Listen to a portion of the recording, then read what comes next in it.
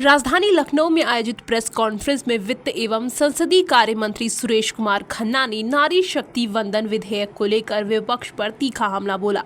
उन्होंने कहा कि इस विधेयक की संशोधन को कांग्रेस, समाजवादी पार्टी और तृणमूल कांग्रेस ने मिलकर गिराया, जिससे महिलाओं को उनका हक मिलने में देरी हुई। मंत्री ने बताया कि केंद्र सरकार की मंशा महिलाओं की भागीदारी बढ़ाने की है और अमित शाह पहले ही स्पष्ट कर चुके हैं कि सीटों में बढ़ोतरी कर महिलाओं को पर्याप्त प्रतिनिधित्व दिया जाएगा। उन्होंने कहा कि संविधान में समुदाय के आधार पर आरक्षण का प्रावधान नहीं है, जबकि समाजवादी पार्टी इस मुद्दे को भटकाने का प्रयास कर रही है। सुरेश खन्ना ने कहा कि यदि यह विधेयक पारित हो जाता तो 2029 के लोकसभा चुनाव में महिलाओं की भागीदारी में बड़ा इजाफा होता। उन्होंने यह भी स्पष्ट किया कि सरकार परिसीमन के खिलाफ नहीं और पहले भी इस तरह की प्रक्रिया हो चुकी है। प्रथा जो मुस्लिम समाज के लिए भी एक अभिशाप बनी हुई थी, वह महिलाओं को समान प्रतिनिधित्व देने के विचार को स्वीकार नहीं कर सकता। कांग्रेस ने दशकों तक तकनीकी बहानों, समितियों और खोखली बहसों के माध्यम से महिला आरक्षण को लंबित रखा और जब भी पिछड़े वर्गों को अधिकार देने की बात आई, उसने आयोगों की रिपोर्टों को ठंडे बस्ते में डाल दिया।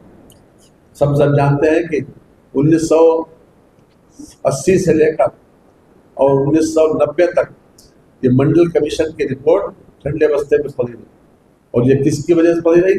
सिर्फ कांग्रेस की वजह से। वो अगर चाहते तो ये हो जाता। पहले पंचायतों में महिलाओं को आरक्षण देना उसके लिए आसान था, क्योंकि वहां उनकी अपनी राजनीतिक स्थिति प्रभावित नहीं होती।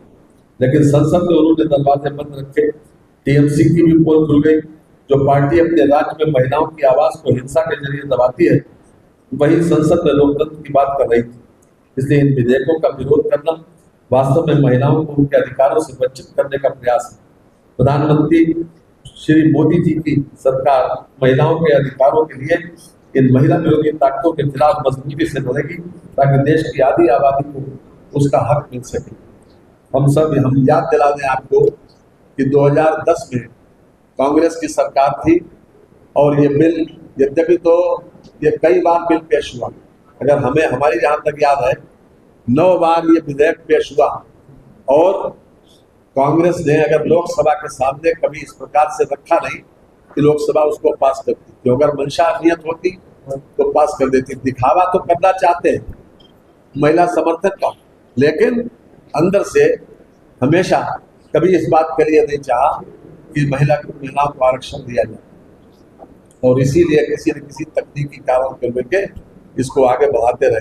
और इस बार भी अगर आपने देखा हो कि किस कदर उन्होंने खुशी बनाई, जिस समय बिल 298 एनडीए को मिले और 230 अपोजिशन को, यूपीए को, तो उस समय कितना संसद में ऐसा लगा कि जैसे इनकी सब विक्ट्री हो गई। तो महिलाओं को आरक्षण न देने पर जो खुशी बना सकता है, जो मेजर थपथपा सकता है, उनकी मानसिकता को सोचा ही जा सकता है। जहाँ तक महिलाओं के सशक्तिकरण की बात है, वीमेन एम्पावरमेंट की बात है, तो सबसे ज्यादा इस एनडीए सरकार में हुआ।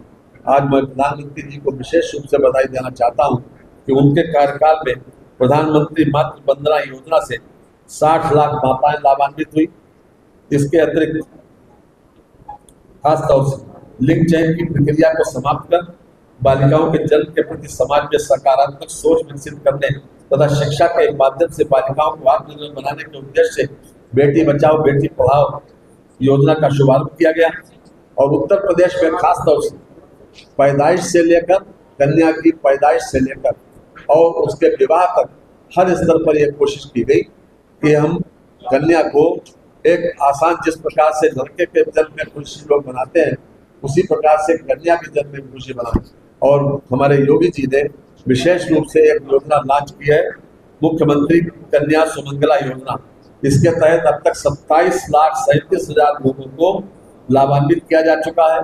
हम जानते हैं कि पहले इसमें 6 चरणों में 15,000 रुपए दिए जाते थे, अब 25,000 रुपए दिए जा रहे हैं। जिस समय कन्या पैदा हो, 2 लाख रुपए से कम जिसकी आमदनी हो, अगर कन्या पैदा होती है तब 5,000 रुपए, जब वो 1 साल की होती है तब 2,000 रुपए, जब वो कक्षा 1 में एडमिशन लेती है तब 3,000 रुपए, जब कक्षा 6 में एडमिशन लेती है तब 3,000 रुपए, जब कक्षा 9 में एडमिशन लेती है तो 5,000 रुपए, और जब कक्षा 12 पास करती है तो 7,000 रुपए। ये 6 चरणों में 25,000 रुपया कन्या को किसी प्रकार से बोझ न समझा जाए, ये सरकारी सहायता 27,37,000 लोगों को अभी तक मिल चुकी है।